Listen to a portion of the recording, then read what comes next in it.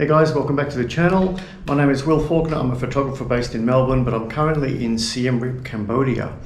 Now, I've been touring around Cambodia for the last 3 weeks, I think, taking street portraits of people, and I thought I'd share with you my systems of how I take street portraits with off-camera flash. Now, there's a few nuances to this system. I'm putting up on screen now some examples so you can see what I'm talking about. You've got to remember a few things and be ready when you want to take this kind of portraiture.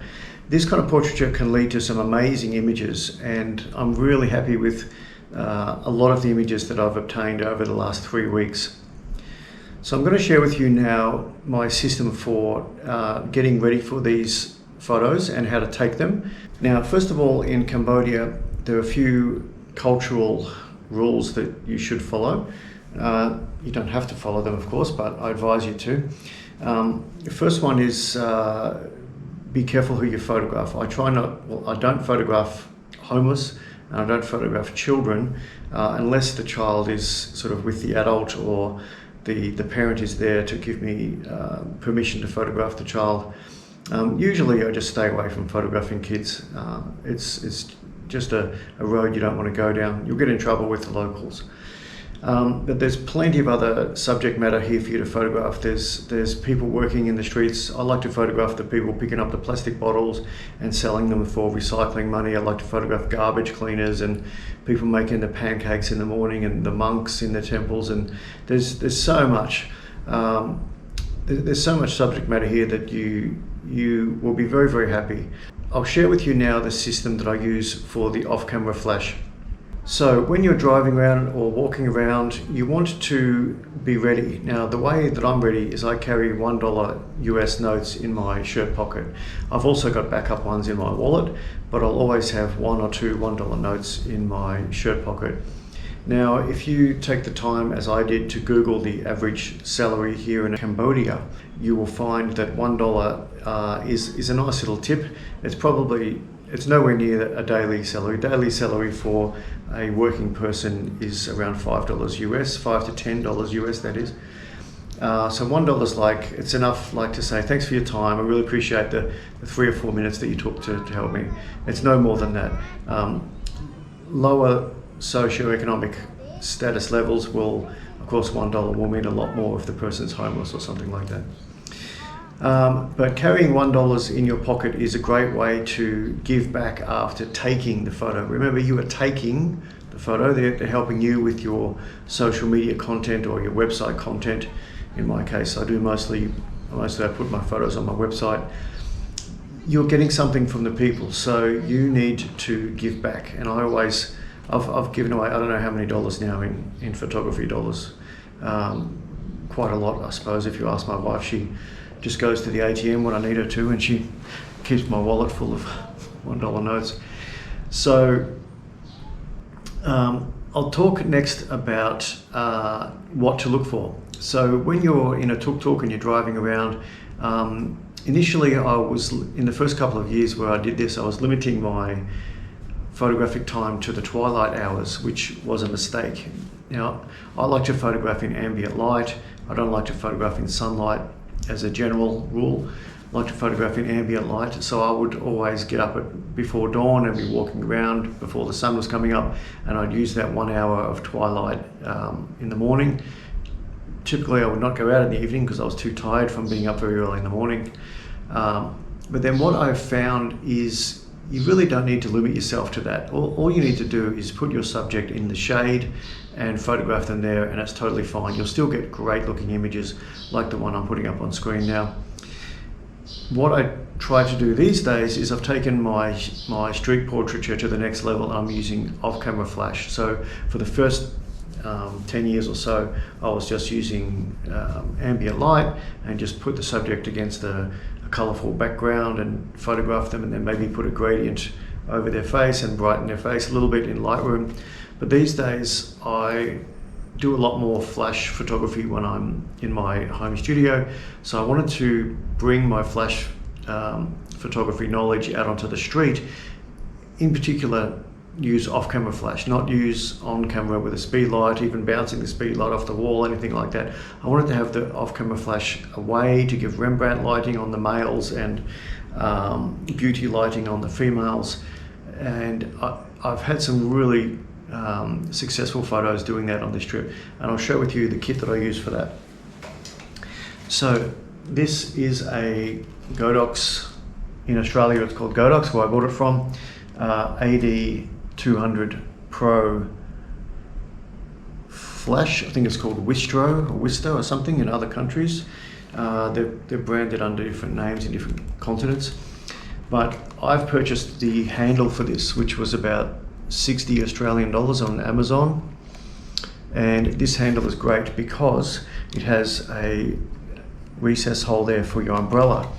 Now, one of the best light modifiers I've ever owned is this tiny little cheap Photix umbrella. Okay, it's just a tiny, it's a miniature shoot-through umbrella. Now, I'll put some footage up on the screen shortly, but basically that goes straight in there, all the way in until it stops, and you've got yourself there a great off-camera flash modifier. Okay, now this is a two-person job, this kind of photography. It's a two-person job because basically you're using your assistant with two functions. Your assistant acts as an interpreter and a voice-operated light stand. So I can say to my wife, who's my assistant, can you please put the light more to the face, or raise it higher, tilt it in, whatever I need to do. And my wife also acts as an interpreter, so we will walk up to someone, and she speaks Khmer. She's a native Khmer person, and she will say "Junweb Sur," which means "Hello, how are you? Can we please take your photograph? My husband is a professional photographer. He likes to photograph working class people in Cambodia. He's done this all around Southeast Asia." And I generally, as she's doing that, I'll bring up my phone and I'll show them some images on my phone of the style of what I'm doing, so that they can see I'm a credible photographer, and it gives them an example of how I'll be using their image. And when you have an interpreter, it really takes your photography to the next level, because you're no longer a tourist with a big fat camera with a big fat lens just saying, "Hey, can I photograph you selling cockroaches or selling spiders in the market?" You don't get real images like that. But if you have an interpreter and you get out of the cities, which is a very important point, I'm in Siem Reap right now. It's very hard to get quality photographs in the town, in the city where it's all restaurants and guest houses and hotels. It's very, very hard. 2 days ago, I went out of Siem Reap about 30 minutes in a tuk-tuk, and we went to a homeless shelter where, not homeless, it's kind of like a government-sponsored refugee centre. So there's been some trouble on the border, and the people have been displaced, and the government put them in a centre there where they provided the basic shelter needs, food and shelter. And I said to my wife, I want to go there and listen to their stories and understand what they went through losing their homes in the border conflict, and if there's any photography there, I'll take it. And I only took about 2 or 3 images that I've put on my website, but it was very interesting to get out of the city and listen to what people had to say in the countryside. So I highly advise you to take a tuk-tuk, even just ask the tuk-tuk guy to take you out of the city and take you somewhere into the countryside where you can stop and meet people. I'll take you through the camera settings next. Now, the camera settings that I use when I'm in the street these days, usually I'm on time value priority or TV mode on your camera. I know different cameras call it different things, but basically you're prioritizing the shutter speed as the first value, and you're letting your camera dial in the aperture and the ISO according to that. So on top of that, I will usually drop the exposure compensation by about 1/3 of a stop, or just under 1/3 of a stop, and it just darkens down the photo, because you're going to hit it with some flash on TTL. You're going to hit the subject with flash, and that will give you a nice contrast. If you just have everything set to auto, like time value priority, give me a perfect exposure, and then have your flash on TTL. The image can look a bit flat. It'll be just perfectly exposed everywhere, and there won't be enough contrast between the highlights and the shadows. So yeah, just to summarize, time value, I like time value because I can dial in very, very quickly based on what I see, the shutter speed. So usually I'm around 1/100th shutter speed, and I can go up or down. If it's a really fast moving subject, obviously you go much faster. And then having your flash on TTL just gives you the perfect exposure on the face, and it works really well. I use a high megapixel camera. I'm using a 50 meg camera, and I'm using a 100mm good lens, right? I'm still using DSLR, so I'm using a 100mm macro lens on a DSLR, and I find that gives me just stellar images, particularly if, being a high megapixel camera, if you need to crop in, you can, and I have needed to crop in a couple of times. Usually I get everything right in camera, but there'll be 1 or 2 times out of 20 photographs where I say, oh thank God, I can get rid of all the noise around the subject and just come in tight and have just a 4x6 around the head. Because don't forget, your run and gun photography in the street is happening very fast. My wife will be interpreting to the person I'm getting ready, and I only limit myself to 4 photographs. 1, look at it. 2, say that's pretty good, let me change the lighting a little bit. 3, yep, that's really good. Just give me 1 more.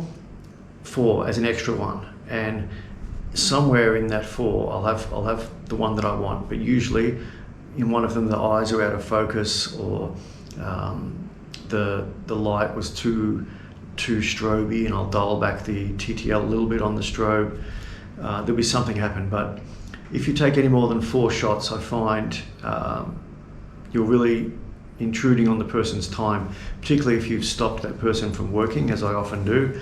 I'll say, excuse me, would you mind just stopping picking the lotus flowers just for a minute? I just want to take a photo of you. If you wouldn't mind, I'm happy to give you $1 for your time.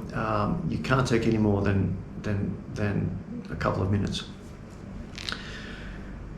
So I know there's been a bit of a rant. I haven't taken many breaths in that spiel, but that's essentially all you need to know. It's a great way to take quality street photographs, street portraits I should say, of everyday people in different countries. And this is a system, this 2-person system where you've got the off-camera flash. You can take that anywhere in the world and use it. And I'll just add that my translator, if I use a translator, if I'm in a country where my wife is not with me, I'll use a translator, and I usually get them from, you walk around the public parks and you can find young kids in university who they're happy to help you for $10 a day. That's totally fine.